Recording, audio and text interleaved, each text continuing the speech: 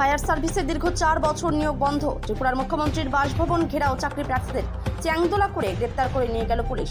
ত্রিপুরায় ফায়ার সার্ভিসের মতো জরুরি পরিষেবা দপ্তরে ইন্টারভিউ দেওয়া বেকার যুবকদের ধৈর্যের বাঁধ ভেঙেছে। দীর্ঘ 4 বছর অতিক্রান্ত হয়ে গেলেও কেন ভাইভা টেস্ট বা চূড়ান্ত নিয়োগ প্রক্রিয়া সম্পন্ন হচ্ছে না, এই প্রশ্ন তুলে শুক্রবার আগরতলা স্থিত ত্রিপুরা মুখ্যমন্ত্রী ডাক্তার মানিক সাহার বাড়ির সামনে চরম উত্তেজনা ছড়ালো। অবশেষে এর প্রতিবাদে সরব হয়ে কয়েকশো বেকার যুবক মুখ্যমন্ত্রীর বাসভবন ঘেরাও করতে অভিযানে নামলে পুলিশ তাদের বাধা দেয় এবং ব্যাপক ধরপাকড় করে। আন্দোলনকারী যুবকদের আটক করে অরুন্ধতিনগর পুলিশ লাইন মাঠে নিয়ে যাওয়া হয়। ত্রিপুরা থেকে বিক্রম কর্মকারের রিপোর্ট, বিগ নিউজ বাংলা।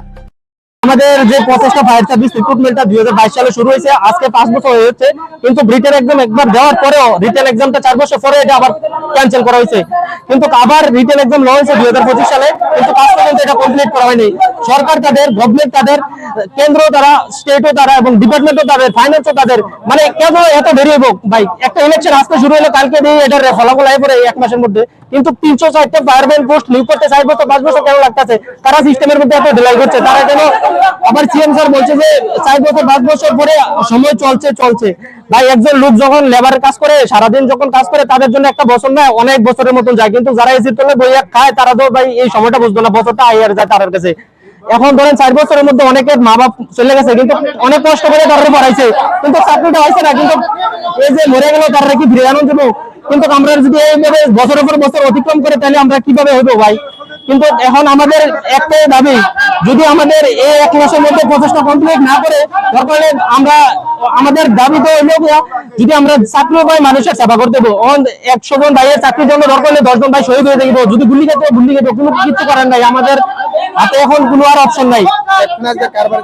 এখন আমরা মাননীয় মুখ্যমন্ত্রী সিএম স্যারের কাছে আমরা দেখা করার চেষ্টা করছি, আমরা অ্যাপয়েন্টমেন্ট দেয় না, হেল্পলাইনে কল করছি, হেল্পলাইনে আমরা যোগাযোগ করার চেষ্টা করছি, কিন্তু পাইতেছি না। কিন্তু আমরা যখন ডিপার্টমেন্টে যাই বলে আমাদের ফাইন্যান্সে অ্যাপ্রুভাল পাচ্ছে না, আমাদের গভর্নমেন্ট থেকে অনেকগুলো ফাইল আছে, এগুলোতে সিগনেচার হচ্ছে না। কেন ফাইলগুলো সিগনেচার হবে না? নোটিফিকেশন তো আমাদের জন্য আইসি ফায়ার সার্ভিসের চাকরি আজকে 4-5 বছর হয়েছে, যেটা আমরা দিতেছে না। গভর্নমেন্ট আমরা 2বার এক্সাম নিয়েছে, কিন্তু এখনো কোনো ফিডব্যাক পাইতেছে না। গভর্নমেন্ট কইতাছে ডিপার্টমেন্টের কাছে আইলে হইতাছে গভর্নমেন্টে ছাড়ে না। এভাবে আমরা শুধু আপ ডাউন করতেছে বিগত 4-5 বছর। 4-5 বছর ধরে যে একটা ছেলে বেকার থাকে, তো তার লাইফটা কতটুকু? একটা মানুষ 60 বছর বাঁচে, 50 বছর বাঁচে, তাইলে আমরা এখানে আজকে আইসি করি। যদি মুখ্য সিএম স্যার যদি এরকম করে থাকে, ঠিক আছে, ওনার কথা রাইট, তাহলে আজকে আমরা এখানে আইসি করি। তো জনতা দেখতেছে প্র্যাকটিক্যালি আমরা আইসি। এটা আমরা যতটুকু জানি, আমরা যখন আমরা ডিপার্টমেন্টের কাছে যাই, ডিপার্টমেন্ট তো গভর্নমেন্ট ছাড়া না, পত্রিকা দিব তোমরা আন্দোলন করো না, গভর্নমেন্ট করতেছে এটা ডিপার্টমেন্টের দেওয়া লাগছে।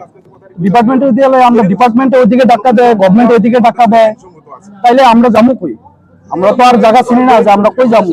এখন আমরা এই রাস্তা আইসি, সিএম স্যারের বাড়ির সামনে আইসি, যে আমরা জানতাম যে আমরা প্রসেসটা কবে কমপ্লিট হয়েছে।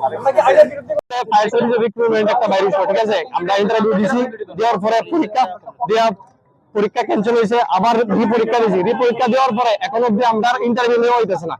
আমরা এটাই দাবি যে ইন্টারভিউটা নেওয়া হইতেছে না, কি কারণে নেওয়া হইতেছে না আমরা এটা জানতাম চাই। আমরা এর আগে এখানে ম্যাক্সিমাম প্রোফাইল ফায়ার সার্ভিস পুলিশের কনস্টেবল ইন্টারভিউ দিছি, অনেকে চাকরি পাইছি না, ঠিক আছে। আপনার লোকে এখানে সবাই চাকরি করতেছে, আমরা কেন আমরা অপরাধ থাকি? হ্যাঁ, আমরা কি অপরাধ থাকি? এতদিন এডিসি ইলেকশন আসলো, এডিসি ইলেকশনের লিগে স্থগিত আসলো, আমরা মেনে নিছি, কিন্তু আমরা আজকে রেজাল্ট লাগবো যে কি কারণে হইতেছে না, ইন্টারভিউটা আমরা কবে হইব এই জিনিসটা জানতাম। 4 বছর হয়েছে, ঠিক আছে, 4 বছর হয়েছে আমরা ইন্টারভিউ দিছি। হ্যাঁ, 4টা বছর হয়েছে, ঠিক আছে, আমরা যে ইন্টারভিউ দিছি, দেওয়ার পরে পরীক্ষা দিছি, ক্যান্সেল হয়েছে, আবার পরীক্ষা দিছি, ওখানে আমরা ইন্টারভিউটা হইতো, ঠিক আছে। আমরা তো আর আইনের বিরুদ্ধে কিছু দেখছি না, আমরা যা জানতাম যে আমরা ইন্টারভিউটা কবে হইব এটা দেখেছি, ঠিক আছে। আমরা প্রসেসটা কি কমপ্লিট হইব কি হইতো না, কবে হইব?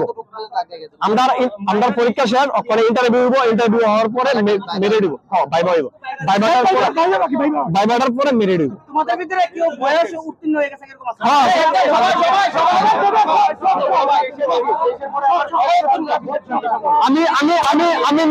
আমি নিজে পুলিশ দিছি, ঠিক আছে, পুলিশ আমি 4 মার্কের লিগে পাইছি না, ঠিক আছে। আমার লগের অনেকে এখানে চাকরি করতেছে, আমি ফায়ার সার্ভিসে টার্গেট ইন্টারভিউ দিছি, ফায়ার সার্ভিসও আমি ওখানে পাওয়ার মতো যোগ্যতায় আছি, ঠিক আছে। তো প্রসেসটা কমপ্লিট করতেছে না। যদি প্রুফ লাগে আমার কাছে আরটিআই করছি, পুলিশের কনস্টেবলে 4 মার্কেল নিয়ে পাইছি, এটাও দেখাইতে পারবো।